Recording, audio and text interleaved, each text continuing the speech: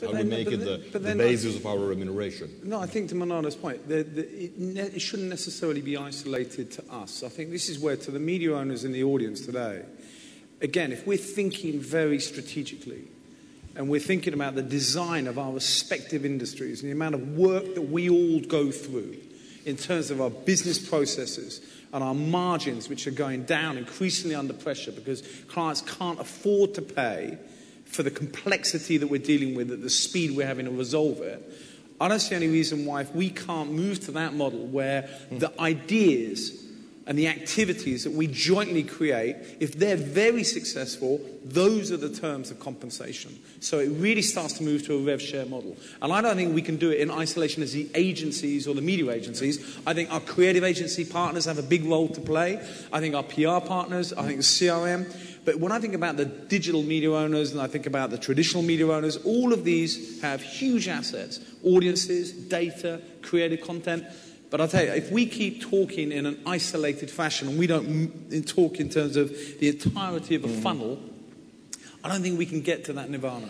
Where there's no more blood in the rock is for us to continue to find ourselves right now in a highly transactional pitch competition, where it's all about who can do it cheaper. Yeah, right. There really is no more blood in this. There can't be anything more squeezed. And if any of us would be so audacious as to suggest it, it probably wouldn't be deliverable.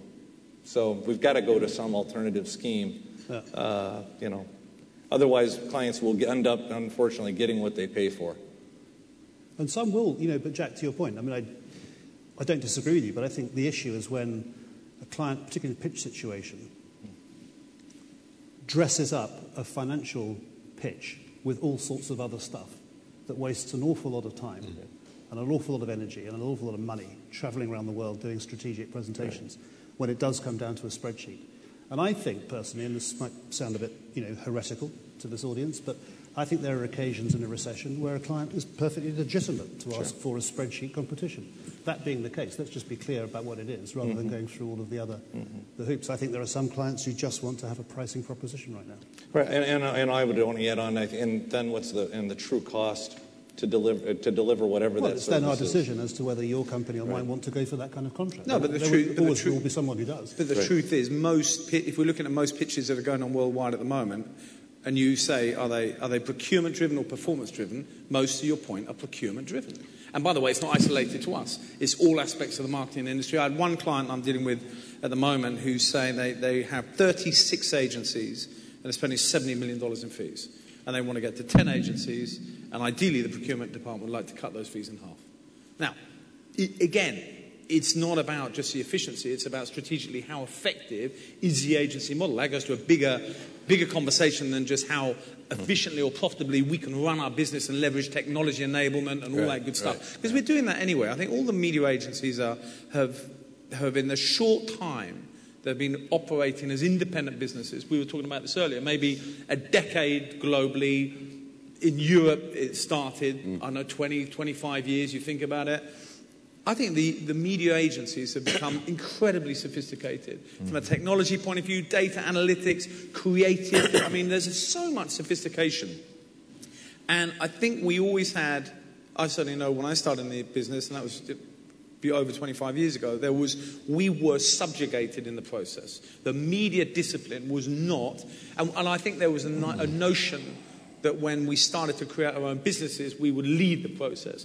I don't think that's the case anymore. I think what's happening now is we've got what we demanded, which was equality. So there's no such thing as an account director or creative director who has any kind of supremacist attitude over the media function or the media specialist.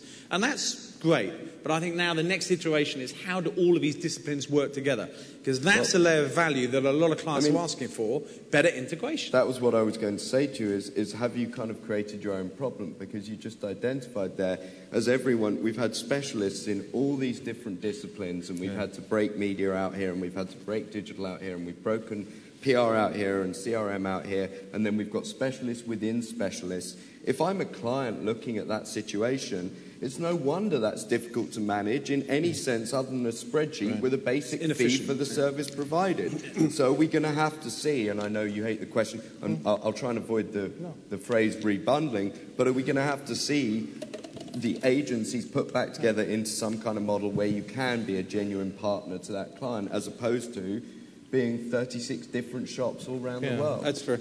John, I'll give you an answer to this. I'll tell you how to say Viva Key, and I'll give you, and you guys forgive me for the small commercial message, and then I'll escape stage left. I was going to say there's no way, given you're leaving you throw early, me a softball like that, I got to answer. So yeah, I was the guy who didn't want to say rebundling anymore, and I won't. But I'm also, excuse me. I'm also the guy that's partnered with David Kenny now, and we're putting group digital assets together with media under Viva Key. So we are putting digital and analog together. We are finding the synergies, and we are working hard to deliver to the very thing, is to deliver a seamless solution online, offline to clients. And you stole Cirque du Soleil's logo to do so. I don't think Maurice would see it that way at all. That from it looks like a pixelated lion to me. But thank you, and I apologize to my colleagues. It's always nice to see you guys. And I apologize to you for leaving, but I want a job when I wake up on Wednesday, too. See you later, Jack. Thank you. He gets a solo round of applause. That's why I did it. For leaving. He always does it. He always leaves early on purpose just to get the applause. And now I'm off. So let's talk a little bit about how you work with media owners, because there are clearly some issues there, and we hear this all the time that you don't necessarily have enough staff to do all the things that you need to do for your clients, to examine all the options, to come up with all the insights, to really go through all the data and analyze all the data. And then you've got media owners out there who feel that they're not even getting enough time with any of your guys to explain what they've got and show them the data and work with you. There's just got to be, I'm kind of answering my own question, but there's got to be a better way to do it, isn't there? Yeah, I mean, there are always better ways to do it. But look where it started. Before media agencies, so go back 10, 15 years, media owners had much larger sales forces in order to be able to contact all the clients that they wanted to work with. They had a huge advantage with the consolidation in the business in reducing that point of contact from hundreds of clients to a few agencies which were dealing on behalf of those clients. I think that in exchange of that, the way that we positioned our business is that in the partnership with the media owners, we expect them to have an active strategic role on the client business as well and tap into their resources, into their knowledge of the media. And I think that very often it works very well. You do? Dominic? I think very often it does, but nevertheless, life is going to get more complicated rather than less complicated, and therefore it goes back to what we were talking about a few minutes ago, about the need to continually find more efficient ways of running our relationships, or our companies, whether that's streamlining systems or whether that's in terms of getting paid more to afford more bodies. I mean, whatever it is, we have to become more efficient. I think I couldn't agree more heartily that this is a very important issue. I mean, testament to the fact that UM's new North American president, Jackie Kelly's here with us today. She's got tremendous experience, over 20 years experience on the media owner side. And in the conversations we had together, it starts with the person, the professional, without saying media owner or media agency, but by design. UM has a commitment to want to really kickstart the focus on the assets and the capabilities of the media owners in a more strategic way. Because here's the challenge. For a lot of the media owners, if you go back 10, 15 years, each media owner, whether it be outdoor, whether it be TV, sold its wares, its capabilities, its audience in a powerful way when the name of the game was advertising. But the name of the game isn't advertising now. It's about engagement. It's about building consumer relationships. The whole game has moved on. And now all the media owners, in the same way the agencies, we need to work in a much more strategic way. So if we need to work in a more strategic way, everything we suggest, everything we imagine has to be in context. And I think our business now comes down to three things. It comes down to people, process, and technology.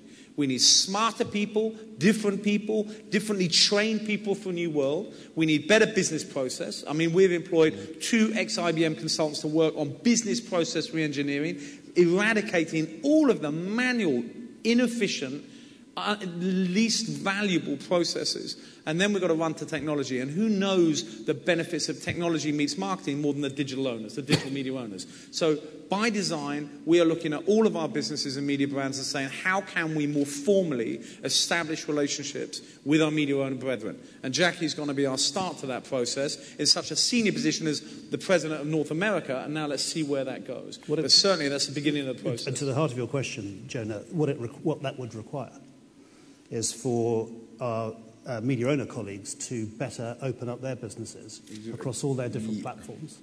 Because I know this is a recurring theme over the years, but that still doesn't happen enough. Right. I mean, the buy-side ability to do that is much greater than the sell-side ability to do that. And I think that's going to become more important anyway, because in this recession, smaller, more marginal national media owners who might just own 1 or 2 media in 1 or 2 countries are under so much intense pressure. That's going to get squeezed anyway. You're going to see more, therefore, agglomeration of big media firms across all sorts of different platforms in all sorts of different countries. That will only work in their favour if they're able to bundle up those assets, break down those silos. I mean, I was going back to the Brazilian presentation this morning on Globo. I don't want to keep going on about Brazil. I'm going to get back to my hotel and find a horse's head in my bed. But Brazil's a unique market. No, but he described, and I understand the business model, but he described each part of Globo being very, very, very distinct from each other, separately managed, not linked up, as though it was a good thing, and I don't think it is. No. Well, that was an unusual presentation. Well, it was an unusual market situation, but it's retro. No, I mean, that is an interesting one, though, because when you speak to media owners, you'll hear the story the other way. I always say this is one of those, no, you'll often hear, you know what, we came to them with a multi-platform, this was an integrated marketing solution for their client, well, look, but the TV guy didn't want to know about all the other parts of it, or we were talking to the digital guy, and the digital guy doesn't even know who lives in the TV department. I mean... Right, okay, and that's, no. I'm just saying it's fair enough, absolutely fair enough. There are many media owners here. Yeah, no, of course, absolutely, the majority, I'm sure. But unless we can get beyond that and start doing it on both sides, it will be. It'd be a great failure of all. Yeah. And that's why let's try and, if we did some more talent sharing across the different organisations. You want to build a better mousetrap, you better talk to a mouse. I mean, I don't think we can risk missing the opportunity. We've got to really move at this now. As I said, this is the opportunity to turn the problems and the difficulties of this recession to some kind of sustainable long-term advantage. And there's another area that we haven't talked about yet, which is not just the ideas, but the quality of the content in those ideas. I think the questions you're talking about in terms of business model and design are as relevant, if not more relevant, to the creative agencies, our brethren on the other side of the business, because as yet, most of us, you've done more of it, I think, on your side than, say, we have, in terms of branded content and, content creation. As a whole world, it's going to open up much more immediately if we get our relationships with the media owners working better, whether with or without them. But that's an area that I think this next decade is going to rocket. Yeah, and the distinction between media agencies, creative agencies, other agencies it's blurred anyway. I mean, we all of us have some sort of open source model, or at least open source ambition. Sure. I've yet to meet a client who cares really where the creative idea comes from, whether it's internal from the client or from the PR company or from the creative agency or the media agency or the media owner. Why bother? I mean, you've got to be agnostic about where the idea comes from. No, but I'm talking about our ability as a sector to make a greater contribution to creating it. I mean, we haven't. The ideas, when you think about the nature of our business, most of the conversations, even to the extent of this panel, we're spending a lot of our time talking about the core origins of what media agencies did, which was trade and buy advertising space. But I think now we're growing up. That's where, no, of course, but that's where we've got to do a lot more of that.